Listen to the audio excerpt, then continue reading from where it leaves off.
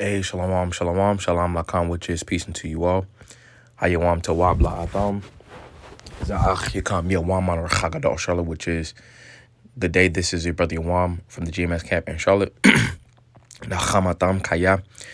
Hamalakaf hashemayim kwarad. Repent ye, for the kingdom of heaven is at hand. Call halayim la la b'nawa Yahweh bahasham Yahweh shai bahasham rochach kodash. Wamashana lazar konim nawa. Wamalakim shor chagadol. Just our praises to our Father Yahweh, which means He exists. Bahasham, in the name Yahweh Shai, delivers in double honors to the elders and apostles of Great Millstone. This is an article on independent.com, and it says the Strait of Hormuz fiasco is sparking a global food crisis, with the UK approaching its lowest real terms aid spending since 1970, and the closure of the Strait of Hormuz preventing food and fertilizer from getting to its recipients. It has rarely looked more bleak for the millions of displaced people helped by the World Food Program. It says since the escalation in the Middle East began almost 2 months ago, attention has largely focused on geopolitics, the military confrontation, and the impact on the conflict of the conflict on the global economy. But for millions of hungry people around the world, the situation was already desperate well before the conflict started.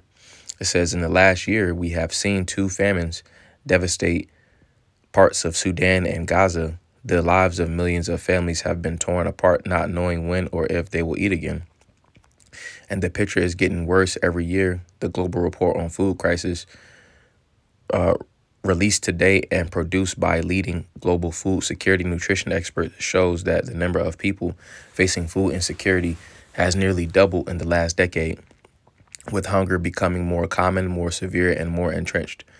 The current escalation in the Middle East has led us to the brink of catastrophic hunger crisis, which is already having perilous ripple effects across the globe.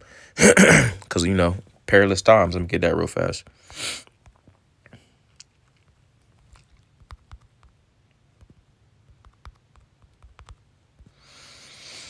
This is 2 Timothy chapter 3 and verse 1. All right. And the subtitle in the blue letter, it says, difficult times will come. All right. In which, during the time of, Jacob's trouble, when you go into that word in Hebrew, it's Tazarasha Ya'aikwab. All right. Tazarah means straits or some type of difficulty, so we're in those difficult times, and it's only going to continue to increase. But it says, this know also that in the last days perilous times shall come. All right, let's get this word for perilous. All right. G5467, it says hard to do, to take, to approach, hard to bear, troublesome, dangerous, harsh, fierce, savage. It says the idea of reducing strength, difficult, dangerous, or by implication, furious, fierce, perilous. All right. And it ultimately represents something that's troublesome, or that's dangerous, or fierce, or savage, or harsh. You see, because when you look at those of the world, all right, specifically America, Babylon the Great, they have been accustomed to a lifestyle of convenience. All right. And with that convenience came, overindulgence. All right. So being that people have been overindulging, all right, when they're faced with a lack of resources, all right, it's gonna be hard to bear, and it's gonna be very troublesome, because they're accustomed to getting things when they want. All right. So going back, it says the current escalation in the Middle East has it says the current escalation in the Middle East has led us to the brink of catastrophic hunger crisis, which is already having perilous ripple effects across the globe. Recent analysis by the WFP estimates 45 million more people could be pushed into acute food insecurity if this escalation continues past June and gas prices stay above $100 per barrel. All right, because pretty much the gas, everything has a domino effect. All right, and being that the price of like oil and stuff like that, being that that specific area is blocked off, because that's pretty much a choke point. And what a choke point is, all right, is it's a very important part, pretty much to where goods and resources travel through. So being that that was closed off, all right, it's causing things to be inflated, but it's going to go into hyperinflation. But it says across, and which it already started too. I was in the store the other day, and this guy was talking about the price of meat. The price of meat has been going up. It says across WFP's global operations, we are seeing the largest disruption to humanitarian supply chains since the demic and the start of the Ukraine war. This comes at a time when global supply chains are more fragile than in previous years. Currently, two critical maritime corridors have been disrupted. All right, going into those choke points, it says the Strait of Hormuz and Bab el Mandeb. This has increased humanitarian shipping costs by 20%. Fuel prices are spiking. Insurance costs have soared. This is having a direct impact on the number of people going hungry, and WFP has had to tighten its belt given the increased costs. We've already reduced the number of people we can serve by 1.5 million, and this could rise to as many as 9 million people left behind if things don't improve soon. All right, a little bit more, and it says in the region, Lebanon is facing tremendous challenges. While news of the ceasefire was a welcome development, hundreds of thousands of people are still displaced and living a precarious existence. Many have already fled across the border to Syria and Iran. Afghan refugees in the east of the country are living in dire conditions. And in Gaza, where food prices remain high and peace is fragile, the ongoing escalation risk reversing hard-fought gains. It says countries further afield are also feeling the impact. Early indicators show that the cost of a food basket in Myanmar has risen by over 20%. There have also been signs of growing instability, while fuel riots in Haiti and Kenya. Meanwhile, fertilizer flows through the Strait of Hormuz are still at a virtual standstill, where once 20 to 30% of fertilizer was carried through the waterway, flows have effectively been choked off. The knockoff effects in the region beyond in countries like Sudan, Somalia, and Afghanistan will be severe for many nations in sub-Saharan Africa. This is planting season when farmers prepare the ground for crops. Without fertilizer, their yields in the coming months will be down. While food prices will increase, more people will face severe hunger. An estimated 100,000 metric tons of seaborne cargo managed by WFP has been impacted by delays and increased costs enough to feed around 5.8 million people for a month. Shipments of critical food assistance traveling from India to Port Sudan are being rerouted with 9,000 kilometers further to travel, adding 25 more days at sea. That's 25 more days of acute hunger, which could prove catastrophic for too many people. To date, we've risen to meet the challenge by rerouting cargo ships and expanding our overland routes to reach those in great need. We even activated Lapis Lazuli corridor, the Lapis Lazuli corridor, with trucks now traveling through Turkey, Georgia, Azerbaijan, across the Caspian Sea, and Turkmenistan before finally reaching our operations in Afghanistan. We have leveraged routes through Turkey, Jordan, and the UAE to reach communities in the Levant, and we have diverted aid through Egypt's ports and the Suez Canal, ensuring those critical lifelines remain open. But this crisis is unfolding at the worst possible moment. Last month, the UK government announced that it intends to cut overseas development assistance to 0.3% of the global national income by next year, the lowest rate since 2008. The actual spend once the costs for the refugee support have been deducted is expected to reach just 0.24%. That would be the lowest level of UK aid since 1970. The WFP can change and save lives if we have the resources and if we act early. Millions of people are relying on us. The time to step up is now. But contrary to their belief, ultimately this is a biblical prophecy. All right, and a lot of people are going to go hungry. So I'm gonna get a couple precepts. All right. We'll get Revelation chapter 6, and we'll get verse 6. And it says, "And I heard a voice in the midst of the four beasts say, a measure of wheat for a penny, and 3 measures of barley for a penny, and see thou hurt not the oil and the wine." All right, in which a penny, all right, in the ancient world, it goes into the Roman denarius, and that ultimately was a day's worth for wages. All right, so in these times, all right, a day's worth for wages is essentially going to get someone a certain amount of food. All right, pretty much food is going to be rationed out. All right, it says, "And see thou hurt not the oil and the wine," and essentially, this truth was preserved. All right, and the truth is being seen amongst the elect as pursuant to Isaiah the 60th chapter. All right, let's get that real fast. This is Isaiah chapter 60, All right, and we'll get verse 1, and it says, Arise, shine, for the light is come, and the glory of the Lord is risen upon thee.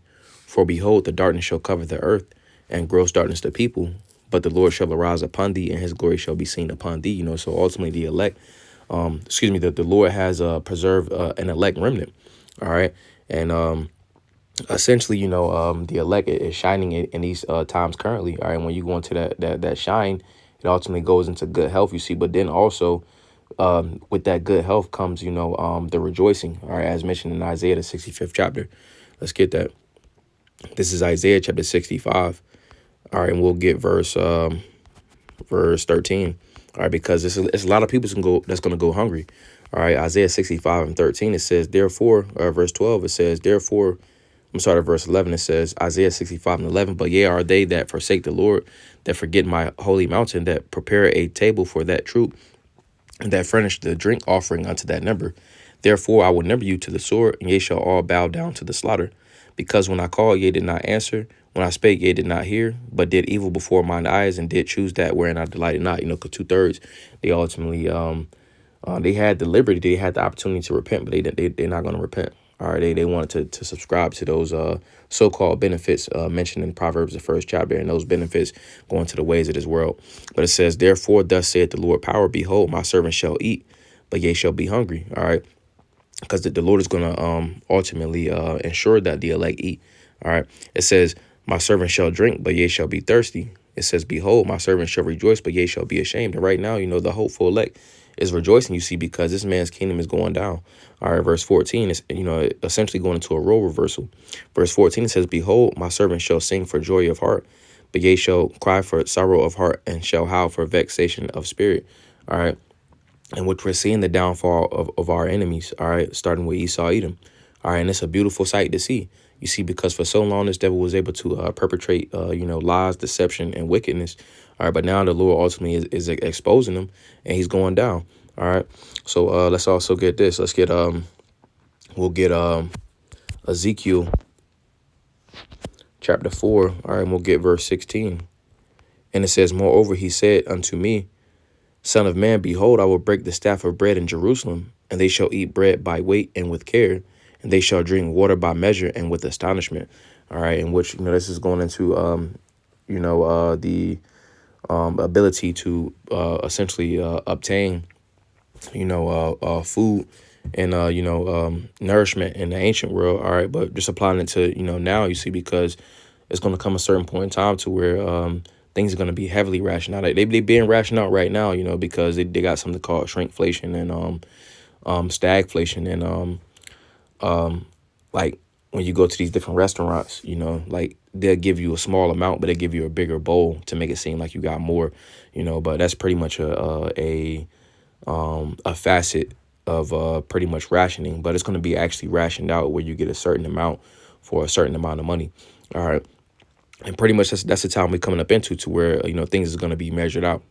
All right. So we'll get a few more and that'll be it. But this is 2nd Esdras chapter 16, and we will get verse 14. Or verse 18. It says, the beginning of sorrows, and I'm starting verse 17. It says, verse 14, it says, behold, the plagues are sent and shall not return again until they come upon the earth. And, the Lord Yahweh Shai, said that what will I if it already be kindled, roughly paraphrasing. So it's going to be things taking place upon the planet Earth. All right. You got wars, rumors of wars. All right. Uproars of the people, civil unrest, so on and so forth. All right. All of these represent the plagues, but the ultimate plague is talking about the ICBM nuclear missiles, in which it's going to be 200 million nuclear warheads. All right. That's going to be used. All right. Which that represents, the ultimate plague. All right. But it's various other plagues that are essentially sent upon the planet Earth.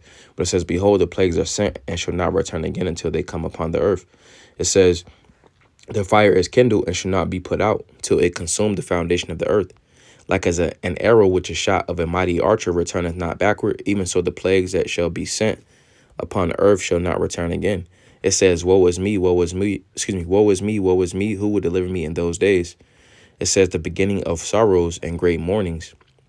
It says the beginning of famine and great death. All right, we're in the beginning. Well, the beginning of famine has taken place, and it's going to keep increasing. All right. It says the beginning of famine and great death, the beginning of wars, and the power shall stand in fear. All right. In which the wars have been happening, you see, but we're coming into, we're about to inch into, the thick of Jacob's trouble. It says, and the power shall stand in fear. It says the beginning of evils. All right, we talked about those perilous times. Eve goes into a time ill is bad. Some bad times, perilous times, troublesome times. It says, what shall I do when these evils shall come? All right. In which the powers are standing in fear. Those that's in rulership, Esau, Edom. All right. They're ultimately in fear. They're in great fear, you see, because they see that they're losing their power. It says, verse 19, it says, behold, famine and plague, tribulation and anguish are sent as scourges for a minute. But for all these things, they shall not turn from their wickedness, nor always be mindful of the scourges, So reading it again, it says, behold, famine and plague. All right, famine is sent. All right, which that's an extreme food shortage. It says in plague, tribulation and anguish, the time of Jacob's trouble. It says, are sent as scourges for a minute. It says, but for all these things, they shall not turn away from their wickedness, nor be always mindful of the scourges. You got 2/3 of Jake. These things are going on, you see, but yet they're trying to find different ways to be able to forward themselves in this economy and this society. But it says, verse 21, behold, victuals shall be so good, cheap upon earth, that they shall think themselves to be in good case, because right now things is inflated, but it's going to go into a point to where it's hyperinflated, so in these times right now, people feel as if, things are getting a little bit expensive, you see, but people are still able to, move around and stuff like that. But it's gonna come a certain point in time, like just like was said in that article, the gas is like $100 a barrel. All right, but it's gonna go way past that. All right. So it says, behold, victuals shall be so good, cheap upon earth, that they shall think themselves to be in good case. And even then shall evils grow upon earth, sword, famine, and great confusion. All right, the sword is growing, famine is growing. All right, the famine is growing, being that that choke point is pretty much being it was held up. All right, they reopened it and then they closed it back up. It says in great confusion. Don't nobody know what's going on other than the prophets.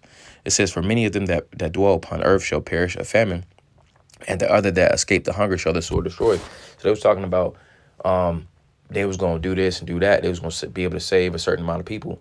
Some people may be able to, get food and nourishment. All right. But those that essentially escape that, as it says right here, that it's going to be something else that takes them. The sword is going to take them. All right. Verse, I'm going to skip down to verse 33. All right, it says, the virgin shall mourn, having no bridegrooms. The women shall mourn, having no husbands. Their daughters shall mourn, having no helpers. All right, and a lot of this is going on, you see, because the MOTB is about to be instituted, you see, but this is the time of war. All right, Trump was like, he told the car companies, hey, start making weapons and stuff like that, or munitions. They're pretty much preparing to make munitions, and that's because this country's in a time of war. The whole world is in a time of war. All right, but it's going to be a shortage of men.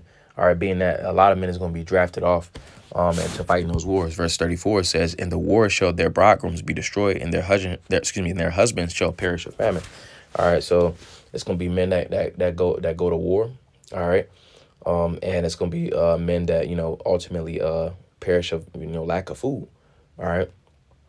But just wanted to go into that, you see, because we are in the time of Jacob's trouble. All right, and various different plagues are being sent upon the planet Earth. All right, so Adaron Tazaza Banaya Palos, where there was a beautiful edification through the spirit. Adaron Tazah, Tam Yashawam Tawab, Lord, as well. You have a good day. Wa Shalom Lakam, which is peace and TYA. Shalom, shalom.